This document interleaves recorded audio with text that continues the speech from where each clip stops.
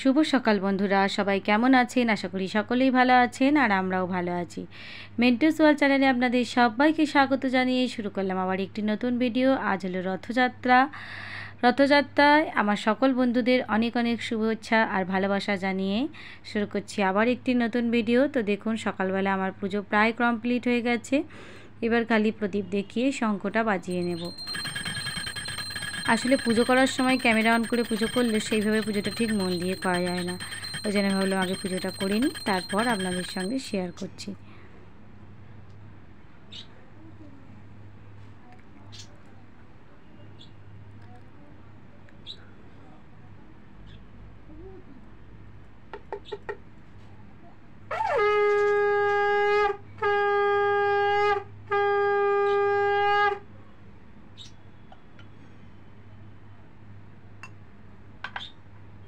তো বন্ধুরা, দেখলেন তো আমার পুজো কমপ্লিট হয়ে গেল, আপনাদের সঙ্গে শেয়ার করলাম। পুজো করা তো এমনি সবসময় শেয়ার করি, এর জন্য আজকে শুধু পুজো করার পর সেটুকু শেয়ার করলাম। আর এখন আমি বসেছি আমার মেয়ের রথ সাজাতে। নতুন রথ কিনে আনিনি। এই যে এই রথটা দেখছেন, এই রথটা বেশ পুরানো, 6 বছর মতন হয়ে গেল এই রথটার বয়স। আমার মেয়ে যখন পেটে সেই বছরে আমার ছেলেকে কিনে দিয়েছিলাম। তো এই রথটা দেখুন, সবই ভালো আছে, কোনো কাঠামো নষ্ট হয়নি, চাকা টাকা সব ভালো আছে। রথটার যেটা হয়, আমি প্রত্যেক বছর এই কাগজগুলোকে নতুন করে আবার লাগিয়ে দিই। এই যে দেখছেন, নকশা করে করে এরকম কাগজ কাটি, এরকম করে কাগজগুলোকে প্রত্যেক বছর চেঞ্জ করি। আর এই যে আবারও এনেছি এবছরের জন্য, এর মধ্যে আছে, দাঁড়ান দেখাচ্ছি।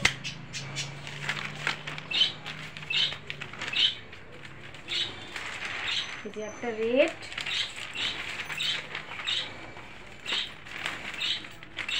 আর এই একটা ইয়ালো, এই দুটো কাগজ। আর আছে এই চিকচিকেগুলো তো আমার আছেই, গোপাল ঠাকুরের পুজোর সময় সাজাই, জানেন আপনাদের, আগের বছর শেয়ার করেছিলাম, মনে আছে কি জানি না। তো ওটা একটু সাজাবো, কাগজগুলো কেটে আগে করি। আর এই যে পিছনে দেখুন, মালা আমার বর এনে দিয়েছে, চেন মালা রজনীর, ওটাও একটু দেব, ডেকোরেশনটা করব। তো কাজটা শুরু করি। তো বসে পড়লাম মেয়ের জন্য রথ সাজাতে। এই যখন সাজাই আর তখন ঠিক আমার ছোট্টবেলাকার কথা মনে পড়ে যায়।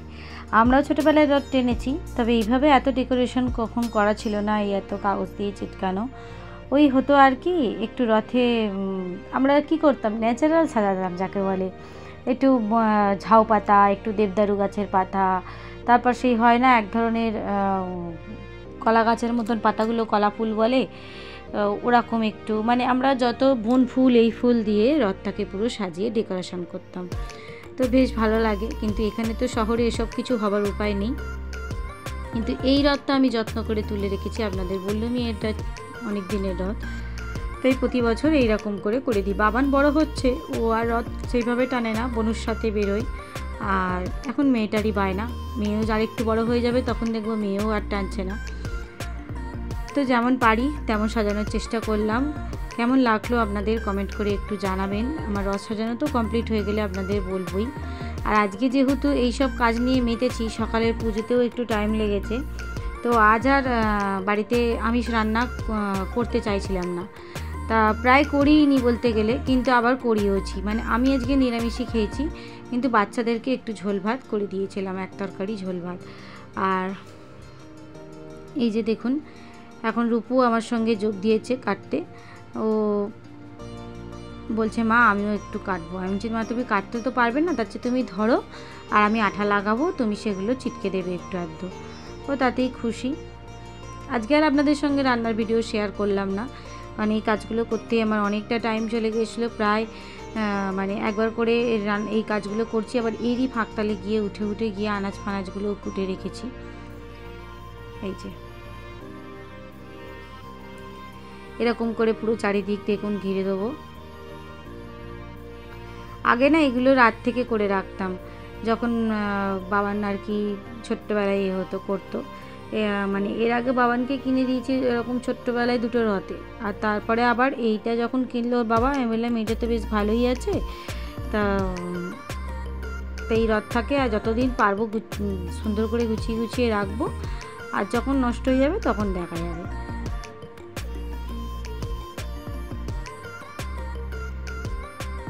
দেখুন কাগজের কাজটা পুরো কমপ্লিট হয়ে গেল।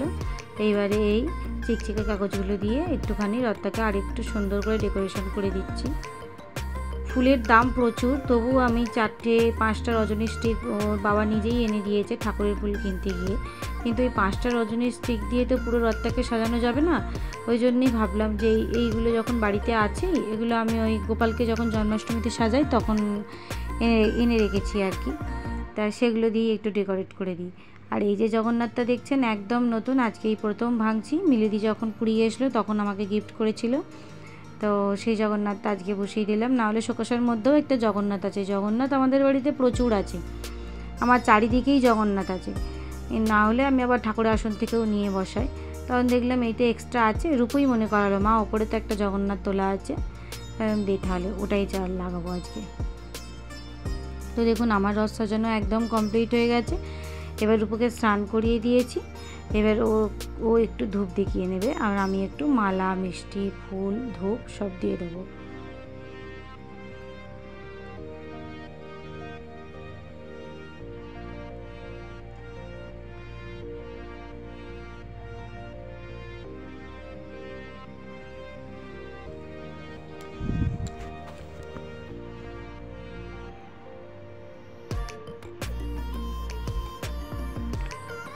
এই যে আমার মেয়ে চলে এসেছে, দেখুন ও ধূপ দিয়ে দিচ্ছে। আর যোগু দাদাকে বলছে যে তুমি আমাকে ভালো রাখো, সুস্থ রাখো, যেমন বলে আর কি বাচ্চারা, যেগুলো শিখিয়েছি সেগুলোই বলে। আর জিজ্ঞেস করছিল আমাকে, মা জগন্নাথের বাড়ি কোথায়, জগন্নাথ কোথায় থাকে। আমি বললাম ঠিক আছে মা, তোমাকে নিয়ে যাবো যোগু দাদার মন্দিরে পুজো দিতে, যখন যাব তোমাকে নিয়ে যাব। আসলে ও বড় হয়ে যাচ্ছে, বলাই ছিল বাবাকে যে আপনাদের বলেছি কি গল্পটা জানি না, মানে আমি যখন প্রেগনেন্ট অবস্থায় একবার লাস্ট পুরী গেছি, মানে পুরী আমি এর আগে 2বার গেছি, কিন্তু সেকেন্ডবার যখন গেছি তখন রূপু আমার পেটে। হ্যাঁ, তখন জগন্নাথকে বলেছিলাম যে আসছে সেই জন্য ভালোভাবে আসে, সুস্থ আসে, আর যদি একটি কন্যা সন্তান হয় তো আমি আবারও তাকে নিয়ে 5 বছর পর তোমার কাছে আসব। তো সেইটাই, এখনও পুজোটা দিতে যাওয়া হয়নি, ও বড় হয়ে গেছে, যাব একদিন ভাবছি। আর এই দেখুন এদিকে আমার জগন্নাথ দেখুন চাপা পড়ে গেছে, আমি এত সাজিয়ে দিয়েছি ওই এগুলো দিয়ে, চিকচিকে কাগজগুলো দিয়ে ঠাকুর চাপা পড়ে যাচ্ছে, ওই জন্য আপনাদের একটু কাছ থেকে দেখাচ্ছি।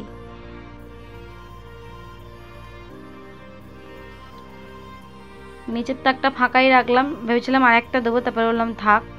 আর এখন এই যে রাস্তায় নেমে পড়েছি। বৃষ্টি হয়েছিল মাঝখানে, ওই জন্য রাস্তাটা একটু ভিজা ভিজা লাগছে। আর কিন্তু আমি ভাবছিলাম যাই হোক, এটা তো এমনি হালকা জল, মানে তেরে যদি বৃষ্টিটা হতো তাহলে আমাদের এখানে রাস্তায় জল জমে যায়, তো জল জমে যেত। তো ওই ফ্ল্যাটের সামনেটুকু, রোডের ধারের সামনেটুকু, এইটুকুই আর কি ঘুরিয়ে নিলাম জগন্নাথকে। আর এই যে বাচ্চাটা দেখছেন, এটা কিন্তু সার্থক নয়, সার্থক এখন ঘুমিয়ে পড়েছে বলে আসতে পারেনি। ও ওপরে নতুন ওরা এসেছে ফ্ল্যাটে, ওদেরও আজকে পুজো হয়েছে, বললাম চল বলে, ওর নাম মৈনাক, ও একটু আমাদের সঙ্গে রথ টানছে রূপুর সাথে। আর এখানে দোকানে কাকু একটু রথ টানলো, ওদিকে ওই কাকু, ওই দোকানের কাকু রথ টানলো। তো সবাইকে প্রসাদ প্রসাদ দিলাম, দিয়ে এবার চলে এলাম ছাদে মা মেয়ে নিয়ে রথ নিয়ে ঘুরতে। মানে রূপু আজকে আসলে মনটা খারাপ, ও আশা করেছিল সার্থকের সাথে নিচে রথ টানবে, আর পায়নি বলে ওই জন্যে আবার বললাম যে চলো মা আর একটু ঘুরে আসি, বললো না এবার ছাদে উঠে যাব। আর এই যে ছাদে উঠেও পড়েছে, এই যে দেখুন সার্থক এবারে এসেছে, ঘুমিয়ে পড়েছিল বেচারা, এবারে উঠে এসেছে, যে আবার একটু টানছে। বলে না যে যার বন্ধু, বন্ধু পেলেই দেখছেন আমার মেয়ে এবার কিন্তু চনমনে হয়ে উঠেছে।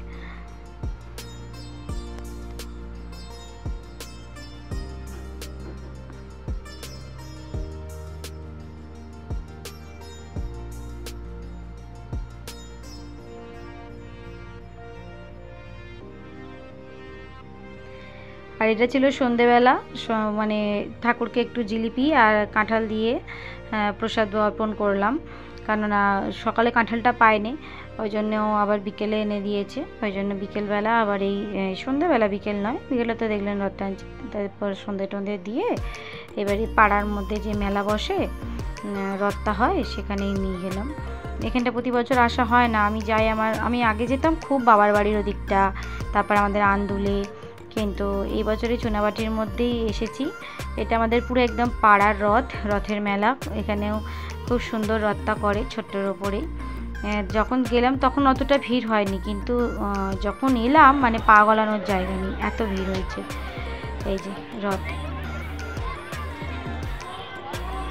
এই রথটা যে বাড়ি থেকে আসে, আমার শ্বশুর বাড়ি যেখানে ছিল, যেখানে আমি বিয়ে হয়ে এসেছিলাম, একদম তার গায়ের বাড়িতে, মানে এই রথ বাড়ির পাশেই আমার শ্বশুর বাড়ি ছিল।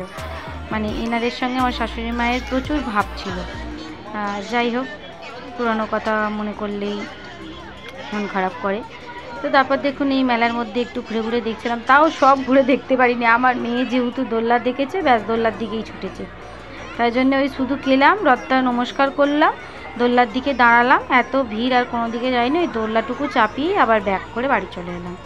না, দাদা ভাইদের বাড়ি গেছিলাম, কিন্তু সেটা আর আপনাদের সঙ্গে শেয়ার করা হয়নি। আর এই তো আজকের দিনটা সারাদিন এইভাবেই কাটলো ভালোই। তো বন্ধুরা, আমার ভিডিওগুলো যদি আপনাদের ভালো লেগে থাকে তাহলে অবশ্যই আমার চ্যানেলটিকে একটি সাবস্ক্রাইব করে দেবেন, পাশে থাকা বেল আইকনটা প্রেস করে দেবেন, যাতে আমার ভিডিওর নোটিফিকেশনগুলো আপনাদের কাছে পৌঁছে যায়। আর যারা যারা অলরেডি এই কাজটা করেছেন তাদেরকে অসংখ্য ধন্যবাদ, অনেক অনেক ভালোবাসা। আর এই যে ময়ূরের পিঠে চাপাটা, এই ট্রেন গাড়িটা মাত্র 40 টাকা করে বলছে, মানে আর এর পাশেই যে গোল গোল ঘোরে দোলনাটা গাড়ি, ওটা 30 টাকা। আমি বললাম ওটা না চেপে এটা চাপ, এটা একটু বেশি মজা পাবি, কারণ ওই গোল গোল ঘোড়ার গাড়িটা তো আমরা মানে পার্কে যাই যখন, সেখানেও চাপি। আবার এদিকে জানেন, বাড়ির সামনেই একদম ওই যে প্রত্যেক 2-3 মাস ছাড়া ছাড়া একটা করে মেলা বসে, সেটাও জানালা দিয়ে, যেটা আগেরবার আপনাদের শেয়ার করেছিলাম, ওই মেলাটাও বসে পড়েছে, খালি নামটুকু পাল্টে দেয় প্রত্যেক বছর আর কি মেলাটা। সেখানে আবার ফানুস দেখেছে আমার মেয়ে, সেই রাত্রির 10টার সময় আসছে, কি বায়না আমি ফানুসে চাপবো। আমি বললাম আমার একদমই নয়, গিয়ে খাবে দাবে আর শোবে, বলে ওকে নিয়ে চলে এলাম। তো আমি দোলনা আমিও চাপতে খুব ভয় পাই, কিন্তু আমি এইটাতে উঠতে পারি, এটাতে আমার অত ভয় লাগে না, আমিও নাহলে খুব। আর এখন বাড়িও চলে এসেছি, আর রথের মেলা মানেই জিলিপি পাঁপড় ভাজা, তো সেটা ব্যতিক্রম নয় আমাদেরও ক্ষেত্রেও। তা পাঁপড়টা আমি ঘরেই ভেজেছি, আর জিলিপিটা মেলা থেকে কেনা। সবাই খেয়ে নিন একটু করে জিলিপি পাঁপড় ভাজা, আশা করি সবাই খেয়েছে, জাস্ট ইয়ার্কি মারছিলাম। তো চলুন আজকের ভিডিওটা এই পর্যন্তই, সবাই ভালো থাকবেন, সুস্থ থাকবেন, দেখা হচ্ছে আবারও একটি নেক্সট ব্লগে। টাটা বন্ধুরা।